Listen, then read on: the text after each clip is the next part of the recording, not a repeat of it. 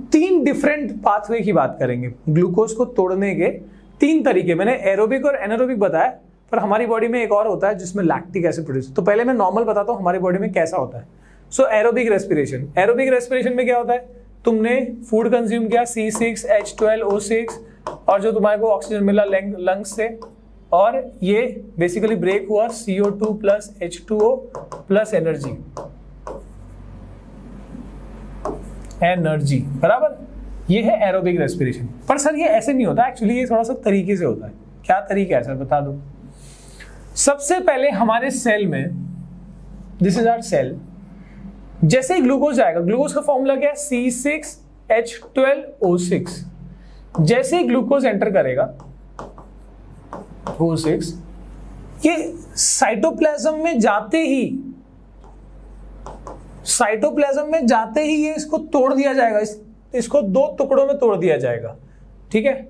C3H3O3- इस form में break कर दिया जाएगा। जैसे ही सेल में घुसेगा वैसे ही। What is this called, pyruvate. ये कंपाउंड, इसको क्या बोलते हो, पायरूवेट। तो ग्लूकोज को अंदर घुसते ही पहले दो टुकड़ों में काट देते हैं। 6 कार्बन मॉलिक्यूल को 3 कार्बन मॉलिक्यूल में बांट दिया। मतलब इतनी बड़ी लकड़ी थी, उसको 2 हिस्सों में तोड़ दिया, ये समझ लो, ठीक है। कहां पर, साइटोप्लाज्म में घुसते ही, सेल में घुसते ही। अच्छा, इसके बाद ये जो पायरूवेट है ये जाएगा माइटोकॉन्ड्रिया में, और माइटोकॉन्ड्रिया में फाइनल प्रोसेस होगा। मतलब फाइनली फिर उसको CO2 और H2O प्लस एनर्जी में कन्वर्ट किया जाएगा, ठीक है। So it is not like directly इसको सीधा ऑक्सीजन दिया और सीधा ये बना दिया, ऐसा नहीं है। पहले वो जाएगा, वहां पर पायरूवेट बनेगा, देन ऑक्सीजन वहां पर यूटिलाइज होकर and it will break that completely to form energy. अब यहाँ पर 38 मॉलिक्यूल्स ऑफ ATP आप देख सकते हो कि हमारे एरोबिक रेस्पिरेशन में, this is aerobic respiration, right. कौन सा रेस्पिरेशन है ये, एरोबिक, जो हमारे अंदर होता है, ठीक है, जिसमें ऑक्सीजन यूज हुआ। सो इसमें 38 ATP मॉलिक्यूल बनता है इस एक रिएक्शन में, ठीक है।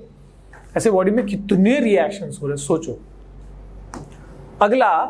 अगला है जो एनारोबिक में होता है, एनएरोबिक, जिसमें बिना ऑक्सीजन के, विदाउट ऑक्सीजन ये सारा काम हो रहा है। इसमें ऑक्सीजन की जरूरत नहीं है।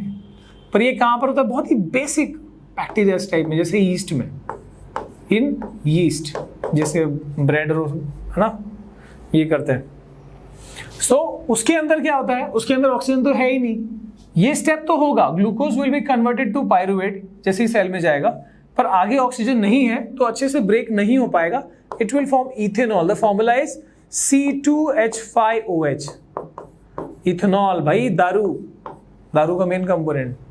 सो इथेनॉल जो है, या तुमको पता होगा कि जो इथेनॉल, जो भी डिस्टिलरीज है जहां पर अलग अलग टाइप के अल्कोहल्स बनते हैं, अल्कोहलिक बेवरेजेस बनते हैं, बियर, रम, वोडका, व्हाटएवर, उन सब डिस्टिलरीज में बेसिकली फर्मेंटेशन प्रोसेस ये which is going on.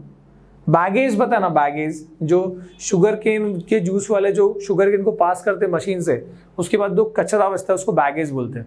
That baggage is used to ferment, और उसी से अल्कोहल बनता है। तो बेसिकली क्या है, वो एनारोबिक रेस्पिरेशन होता है। देयर इथेनॉल बनता है, carbon dioxide and energy, but the energy is very less here, it is 2 ATP। कहाँ 38 ATP, कहाँ 2 ATP। So that is aerobic respiration. Oxygen है, फुल ऑन ब्रेक हुआ एंड अच्छे से देखो पूरा छोटे छोटे टुकड़ों में डिवाइड हो गया एंड एनर्जी मिली है। यहाँ पर फुल ऑन ब्रेक नहीं हुआ, ethanol is a bigger molecule, है ना, सिर्फ 2 कार्बन मॉलिक्यूल बना क्योंकि ऑक्सीजन नहीं था, but still there is some energy जिससे उसका काम हो जाए। छोटा सा बैक्टीरिया है, क्या कितना एनर्जी चाहिए उसको, ठीक है। इसके बाद हमारी बॉडी में एक और टाइप का रेस्पिरेशन हो जाता है when you do a lot of muscle activity. बहुत सारा फिजिकल एक्टिविटी कर लिया तो मसल्स के अंदर क्या होता है, मसल्स है क्या सर, जितना भी है, मतलब मसल्स के अंदर बहुत सारा फिजिकल एक्टिविटी करते हो तो उस टाइम पे ऑक्सीजन सप्लाई ढंग से नहीं हो पाता, उतने अच्छे से नहीं हो पाता।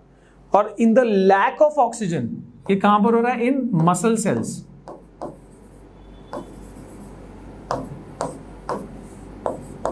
इन लिमिटेड सप्लाई ऑफ ऑक्सीजन, ज्यादा ऑक्सीजन नहीं मिला, इधर तो बहुत था, एक्सेस था, यहाँ था ही नहीं। और in the limited supply of oxygen ये लैक्टिक एसिड में ब्रेक हुआ, लैक्टिक एसिड, और क्या बना, एनर्जी बना। तो बेसिकली वो क्या बना, लैक्टिक एसिड का फॉर्मेशन हुआ मसल्स के अंदर, एंड इट इज लाइक उसी की वजह से क्रैम्प्स डेवलप होते हैं because of this lactic acid. Cramps आते हैं ना, अकड़न हो जाती है, टक गया, है ना। तो ये जो क्रैम्प्स आते हैं दैट इज बिकॉज ऑफ बहुत सारी फिजिकल एक्टिविटी करोगे, मसल्स में ऑक्सीजन ढंग से नहीं पहुंचेगा, and will do this kind of respiration. Okay